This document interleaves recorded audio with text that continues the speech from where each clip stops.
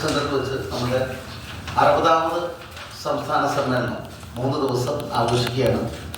എൻ്റെ സമാപന സമ്മേളനം ഉദ്ഘാടനം ചെയ്യുന്നത് ബഹുമാനപ്പെട്ട കേന്ദ്രമന്ത്രി ഇവിടുത്തെ MP കൂടിയായ ശ്രീ സുരേഷ് ഗോപി അവർകളാണ്.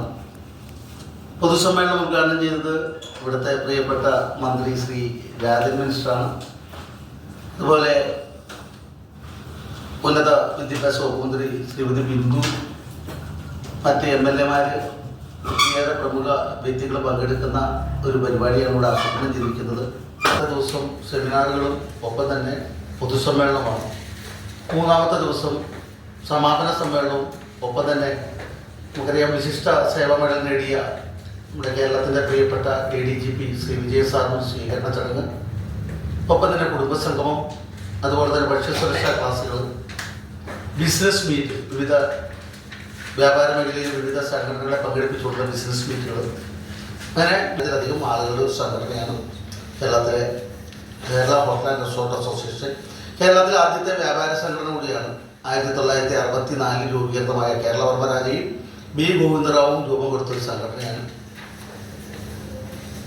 ഏറ്റവും വലിയൊരു പ്രോബ്ലം എന്ന് പറഞ്ഞാൽ മാലിന്യ സംസ്കരണമാണ്. കാരണം വെച്ചാൽ ഉറവിട മാലിന്യ സംസ്കരണം കൈക്കോടതി അടക്കം എല്ലാവരും ആവശ്യപ്പെടുന്നത് കേരളത്തിലെ ഏതാണ്ട് 70% വരുന്ന ചെറുകിട ഹോട്ടലുകളെ സംബന്ധിച്ചിടത്തോളം, റെസ്റ്റോറൻറ്റുകളാണ് ഞാൻ ഉദ്ദേശിക്കുന്നത്, റെസ്റ്റോറൻറ്റുകളെ സംബന്ധിച്ചിടത്തോളം സ്വന്തമായിട്ടൊരു ഉറവിട മാലിന്യ സംസ്കരണത്തിന് ആവശ്യമായ ഭൗതികമായ സാഹചര്യങ്ങളില്ല. ഇവിടെ കേരളം കഴിഞ്ഞു കഴിഞ്ഞാൽ, ഇന്ത്യ വിട്ടു കഴിഞ്ഞാൽ മിക്കവാറും ചെറിയ രാഷ്ട്രങ്ങൾ പോലും, നമ്മുടെ അത്ര സാഹചര്യങ്ങളില്ലാത്ത രാഷ്ട്രങ്ങളിൽ പോലും ഉറവിട മാലിന്യ സംസ്കരണത്തിന് ആവശ്യമായ സാഹചര്യങ്ങൾ ഒരുക്കി കൊടുക്കുന്നത് ഗവൺമെൻറ്റാണ്.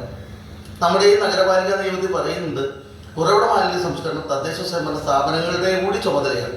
ഇവിടെ ഞങ്ങൾ അതിൽ നിന്ന് മാറി നിൽക്കാൻ ഉദ്ദേശിക്കുന്നില്ല. കാരണം നമ്മുടെ സമൂഹത്തിൽ നേരിടുന്ന ഏറ്റവും വലിയൊരു പ്രശ്നം തന്നെയാണ് നമ്മുടെ കേരളം. അതുപോലെ തന്നെ ഭാരതം എടുത്തു നോക്കിയിട്ട്, പ്രത്യേകിച്ച് കേരളം എടുത്തു നോക്കിക്കഴിഞ്ഞാൽ ജനസാന്ദ്രത കൂടിയൊരു സംസ്ഥാനം എന്ന രീതിയിൽ നമ്മളെ സംബന്ധിച്ചിടത്തോളം മാലിന്യ സംസ്കരണം വലിയൊരു കടമ തന്നെയാണ്.